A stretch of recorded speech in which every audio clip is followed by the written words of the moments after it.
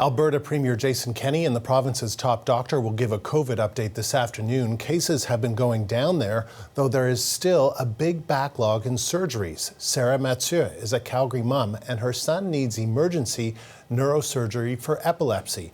We spoke with Sara 2 weeks ago, and she joins me now. Sara, you and your family were already quite anxious for surgery earlier this month. I mean, the reason why we're speaking to you again so soon is that this is an imminent emergency. How are you doing today? Today we're doing okay. As we had spoken about a couple of weeks ago, we had talked about the fact that seizures were on hold, which was really good. Unfortunately, at this point, we have kind of exited that honeymoon period and seizures have restarted for Zav. So that brings us a little bit more into that tricky situation where we're balancing medication, side effects, and seizures all at the same time at this point. What are you being told about the situation with your son's surgery date right now? You had been told it would be mid-October, right? Well, we're past mid-October. Yeah, we were hopeful for beginning of October. We were told then beginning of October, hopefully by the end of October.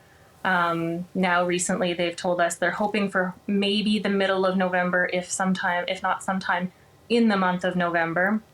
But they cannot give us an actual solidified date because it is still considered an emergency surgery, because the surgeons cannot apply for that operating room time at this point. They have to wait and get that on an individual application basis. So what does this waiting mean for his health, for Zav's health? So as we talked about before, basically it means that every time he has a seizure, a portion of his brain is ultimately hardening because he has what's called hippocampal sclerosis. And he is essentially losing additional function in the portions of his brain where the seizures are causing damage, or where the portions of the brain where the seizures are actually occurring. Is that irreversible? Is this permanent? Yes, yes. So because your son can't get the emergency surgery because the ORs and the ICUs and everything is all filled up because of COVID, your son is suffering from permanent damage every time there's a seizure, and the drugs and the medication that you're using to mitigate, I understand that they're wearing off, right? They're not working as effectively? Yes, exactly. And so we've had to increase dosages of other medications. There's always the possibility of having to add yet another medication to what he's already currently taking as a result of not being able to control the seizures, because ultimately we need control of those seizures to prevent the brain damage. The reason the surgery is so important is because hippocampal sclerosis is known for being medication resistant. And that's exactly what his seizures have shown us, is that the medication doesn't work for him. He needs the operation to remove the section of his brain that is causing the seizures. And that will work. I mean, that you have every reason to believe, to be hopeful that if he were to get the surgery, he'll get better. Yes, and it is always the hope. There are obviously the possibility of additional surgeries later on. There is obviously the need for staying on medication post-surgery to ensure that seizures are controlled, but less amounts of medication as well. And then they review after a year to see where things are at and hopefully be able to remove additional medications at that time. This sounds pretty stressful for you and your family. I mean, this, and we're also hearing, so how do they explain this to you? Because we're hearing that COVID cases are going down in the province, yet here you are in this situation, you still can't get this surgery. So what's your understanding about why that is? So it hasn't changed, unfortunately, the process of how they are applying, because there are so many emergency surgeries. And because the case numbers are going down, it doesn't mean necessarily that our ICU numbers have dropped below that threshold. We're still sitting at 175% original ICU capacity.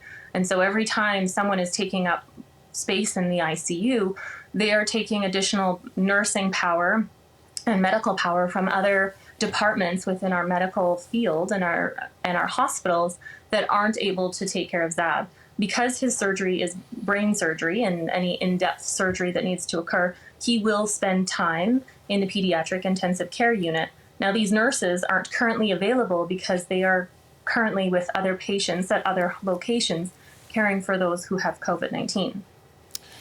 I understand that Jason Kenney is the premier, but he also happens to be your local MLA. What's your message to him, the government? What's your message to Albertans?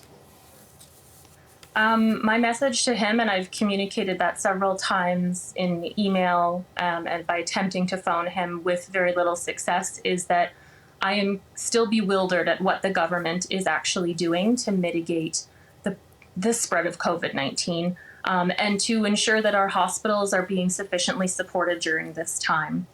I also wonder why they are asking to pull nurses from other departments to be present in the ICU when they are not specifically trained for that task. And it's an inappropriate request in many situations to ask someone who is an OR pediatric nurse to then be in an ICU unit or an ER some other place. And I guess the other message for our fellow Albertans is continue to get vaccinated. Please get vaccinated if you possibly can. As a family, we're kind of to the point where it's like, if you're not willing to get vaccinated and you've made that choice and it's not for medical exemption, then why is it that you have now gotten primary access to public health care? And I feel like Jason Kenney has a responsibility here to make some hard decisions and say, enough's enough. We're not going to deal with this anymore.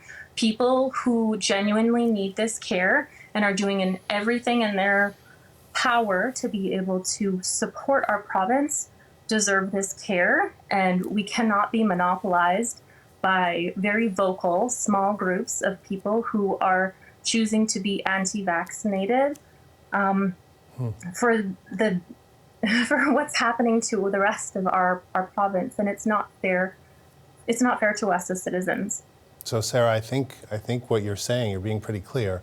You're saying that OR pediatric nurse should stay in the OR pediatric room and treat your son. He should not be moved to treat an unvaccinated COVID patient who has made that choice to be unvaccinated, and that the Premier and the Public Health Agency of Alberta, I can't remember exactly what AHS, I believe it's called, that they have to start making those kinds of calls?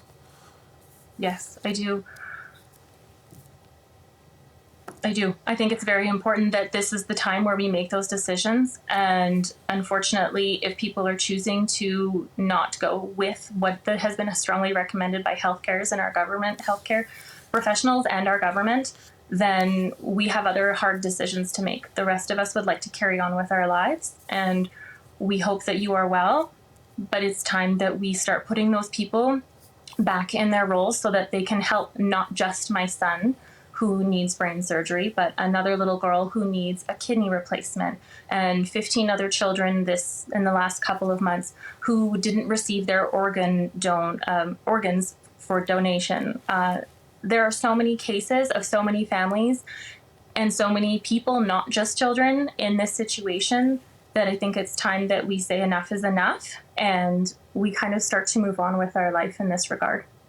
Sarah, appreciate your time again and wish you well and your family well and Zav well. That was Sara Mathieu in Calgary, still waiting for emergency surgery for her son.